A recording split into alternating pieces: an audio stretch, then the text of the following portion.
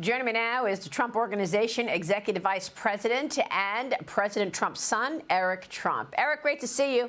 Thank you so much for being here. Good morning, Maria. Well, it's getting down to the wire. 11 days until Election Day. What's your reaction to the campaign trail? You just heard Kamala Harris. You've been with your father. How are things going? Give us some color as we approach the end here.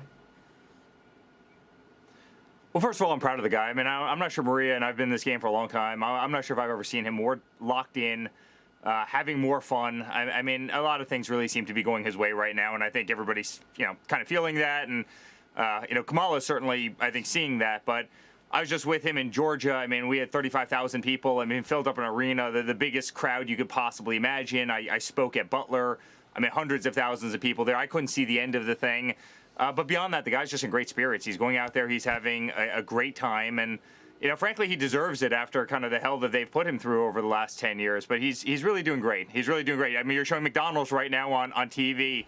What a great scene. McDonald's actually said it was the #1 infomercial that they've literally ever had, and they didn't have to pay $1 for it. So the guy's just locked in. He's having a lot of fun, and I'm proud to stand by his side. What is the response to when Kamala Harris goes out on these rallies and she says that, Trump cut taxes for his friends and, cut taxes for billionaires? I mean, she's basically making the case that she's not going to extend the Trump tax cuts should she get the opportunity. So how does President Trump answer that attack from Kamala Harris? Well, Maria, she's not a serious person. I mean, this is a person who's never signed the front of a check in her life. She knows nothing about business. This is a person who came out and said, I'm going to tax unrealized gains for every single American. Congratulations. You bankrupt everyone in this country, day one, every homeowner, every business, every small business. I mean, again, they're not serious people, right? Look at the economic problems you have. You have 89% of Americans who think that they were substantially better off during my father's years than during these years. Everything in this country is unaffordable. Prices on everything. Look at every business, right? I know this world incredibly well. They can't get financing right now. If they do get financing, they're getting financing at 10, 11%. Even if you want to get a residential mortgage, you're paying 8%. My father, that was 2.5%. I mean, I personally refinanced buildings, that we have at 2.5%, 3%. Now you can't even get financing in a market. It's, the whole world knows that these are talking points. The whole world knows that she's got zero substance, behind her. She couldn't answer probably the easiest question a person could have thrown out at her.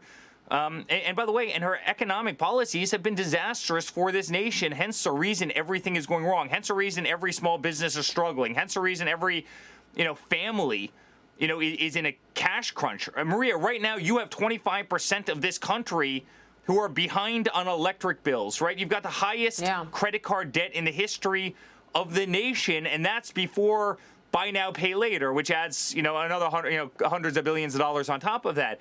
Nothing is working economically in this country. And then you see her kind of struggle to get through probably the most basic question a candidate could get asked about the economy and about taxes, and she can't get out anything that's even remotely coherent. And, I think it's why she's not doing very well in this race. And I think it's why my father has tremendous momentum. And I really feel good. I really feel good. I mean, I know that when I've asked President Trump this question, he has said that the tax cuts that he led in his last term basically lifted all boats. And it didn't matter if you were the richest, the poorest, you actually saw incomes go higher across the range. So I want to take a look at the tax policy proposals from President Trump and Vice President Harris, because people really want information about this. He wants to extend the 2017 tax cuts, lower the corporate tax rate to 15% if, in fact, those companies do all their production in the U.S. He wants to bring SALT back. Harris, meanwhile, is touting a 28% raise in the corporate tax rate. She wants this 25% tax on unrealized gains, which you just mentioned.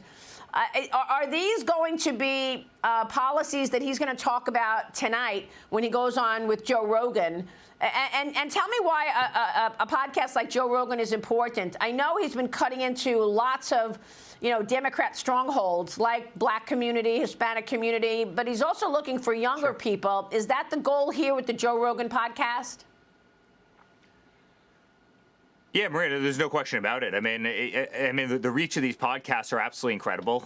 He can't go on ABC or CBS and get a fair shake. Obviously, you saw what happened at the debate where it's kind of a 3-on-1. And so you go to these incredible people who have massive audiences, and it's just a much better format that reaches a lot more bodies, to tell you the truth. But, just going back to the tax thing for a second, isn't it really ironic? I mean, you had the fastest wage growth in the history of the country under my father over a 4-year period of time. You had stock markets that doubled. You never had 401s increase faster, right? I mean, the fastest increases of 401ks ever, right? Because of the markets. Manufacturing was coming back to this nation. And then she says, yes, he's handing out tax cuts to his wealthy friends.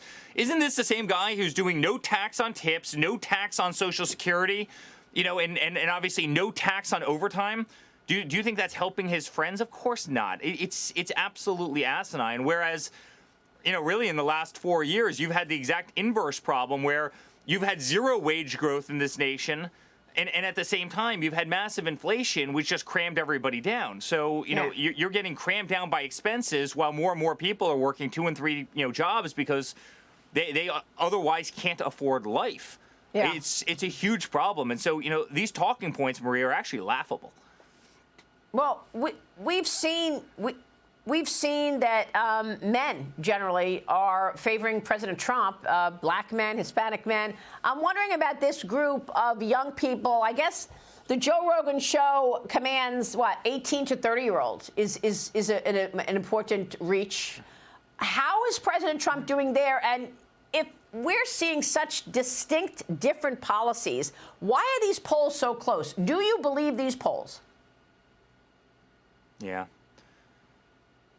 Listen, I want to, because I always want to play as if we're dead even. I just do. People have to get out to the polls. Whoever's complacent will, at the end of the day, their party will lose. The elections in this country are very, very close.